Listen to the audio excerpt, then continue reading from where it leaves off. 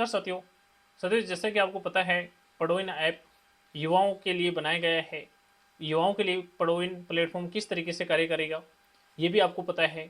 मैं और बता देता हूँ, जैसे कि पढ़ो इन एप्लीकेशन पर आपको सबसे पहले एक टेस्ट देना होता है। वो कैसे देना होता है कि साथियों, उद्देश्य ये है कि बच्चों को स्टार्टअप के बारे में पढ़ाया जाए, उसके बाद स्टार्टअप करने के लिए स्कॉलरशिप दी जाए, और फिर उसके बाद में वो अपना खुद का स्टार्टअप कर लेते हैं तो उसको फिर सपोर्ट किया जाए, उसको आगे बढ़ाया जाए।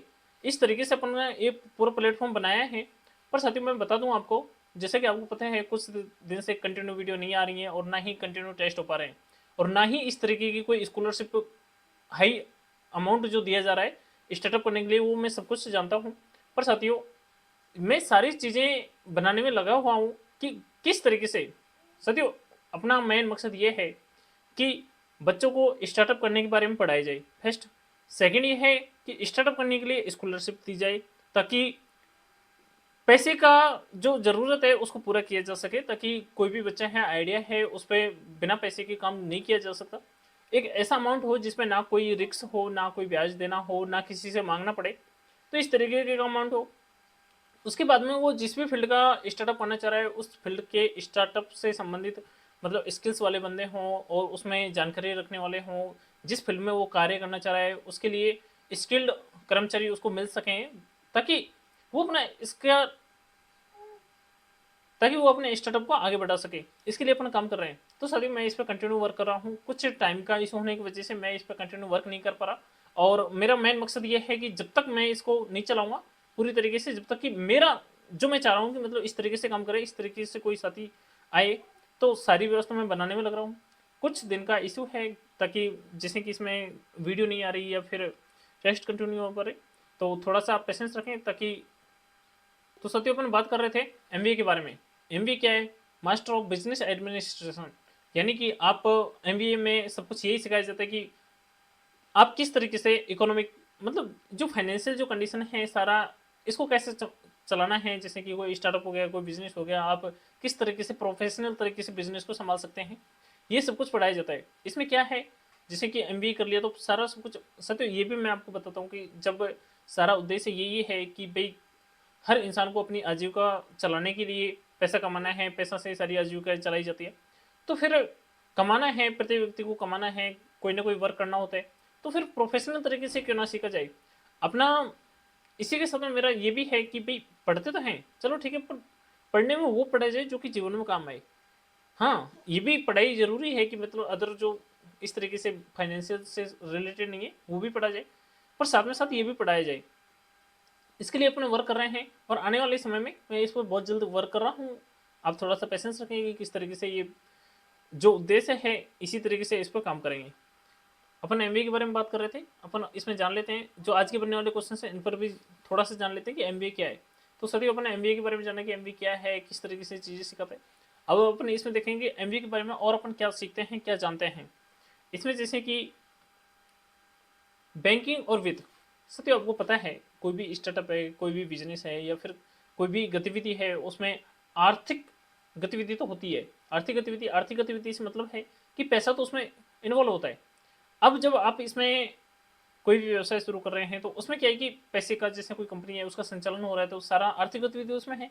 आर्थिक गतिविधि है तो उसका आप कैसे मैनेज कर पाओगे, कि कैसे सारी चीज़ें उससे रिलेटेड जितनी जानकारी है उसको आप कैसे प्राप्त करोगे, उसमें है जैसे कि बैंकिंग और वित्त की जानकारी आपको मिलेगी। मतलब फाइनेंशियल जो भी जानकारी है सब कुछ आपको एमबीए में सीखने को मिलती है। तो साथियों, क्वेश्चन नंबर फर्स्ट आप यहाँ से नोट कर लीजिए कि जैसे कि एमबीए किसके बारे में सिखाता है। एमबीए सिखाता है तो बैंकिंग और वित्त के बारे में एमबीए बताता है।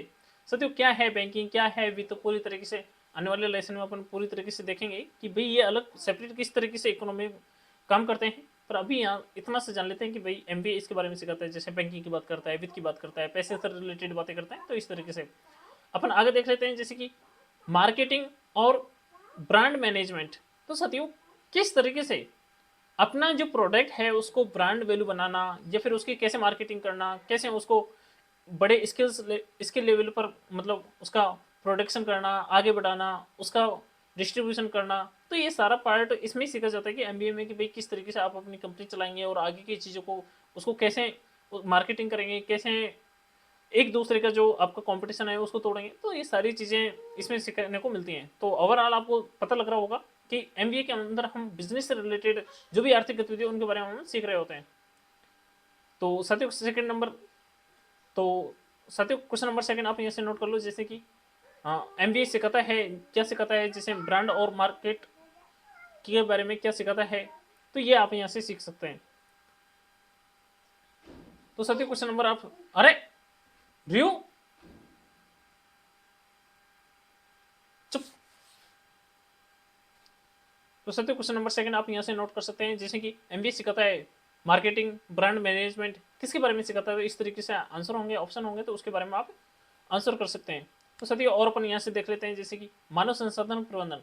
मानव संसाधन प्रबंधन से मतलब है कि आप किस तरीके से, आपको जिन लोगों की ज़रूरत है, आप उन बंदों को हायर कर सकते हो अपने स्टार्टअप के अंदर, अपनी ऑफिस के अंदर, मतलब आप अपनी कंपनी में जब काम कराना चाह रहे हो, या फिर आप कैसे देखेंगे कि ये बंदा इस फील्ड का है नहीं, इस फील्ड में ये काम कर सकता है नहीं, इसकी कैपेसिटी क्या है, ये कैपेबल इसके है या नहीं, या फिर ये इसके संबंधित स्किल्स रखता है या नहीं। ये सारी चीज़ें ह्यूमन रिसोर्सेज में आते हैं। ह्यूमन रिसोर्सेज मतलब कि आपको जो किस तरीके से पर्सनालिटी डेवलप करनी है स्टार्टअप के बारे में, वो सारी जानकारी यहाँ से मिलती है।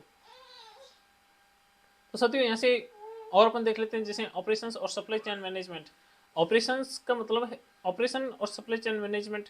तो सर जो भी आर्थिक गतिविधि चल रही होती है, मतलब कैसे प्रोडक्शन करना है, कैसे उसका डिस्ट्रीब्यूशन करना है, कैसे सारी चीज़ें मैनेज करनी होती हैं कि भाई कब हमें कौन से फील्ड में क्या कार्य करना है, कैसे नहीं करना, कब क्या करना है, सारी चीज़ें ये कहाँ प्रोडक्शन करना है, कहाँ उसका डिस्ट्रीब्यूशन करना है, जिसे बेचना है, तो ये सारा सब कुछ सीखने में किस में मिलता है, एमबीए के अंदर। तो साथियों क्वेश्चन नंबर 4 आप यहाँ से नोट कर लीजिए, जैसे कि एमबीए सिखाता है, क्या सिखाता है भाई, ऑपरेशन, सप्लाई चेन मैनेजमेंट, ये सारी चीज़ें सिखाता है।